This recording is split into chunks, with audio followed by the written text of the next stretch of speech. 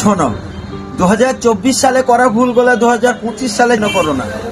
কারণ 2024 সালে তোমার জীবনে যেটা ঘটে গিয়েছে, কিংবা তোমার জীবনে কোনো একটা অ্যাক্সিডেন্ট হয়েছিল, কিংবা তুমি কারো মায়ায় পড়েছিলে, কোনো একটা মেয়ের ভালোবাসায় জড়িয়েছিলে, সেগুলাকে ভুলে গিয়ে নিজের মতো নিজের জীবনটাকে সুন্দরভাবে তৈরি করো।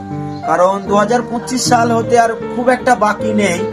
তো এখানে দুঃখ হওয়ার কিছু নাই। 2024 সালের কিছু করা ভুল, কিছু আবেগ, কিছু মায়া, সবকিছু ভুলে গিয়ে 2025 সালে যখন তুমি পা রাখবে, সেখানে তোমার জীবনটা তুমি নিজেকে সুন্দরভাবে সাজাবে। নিজের পায়ের তলার মাটিটা তুমি নিজে শক্ত করবে, কোনো মেয়ের পাল্লাই করবে না। জীবনটা অনেক সুন্দর।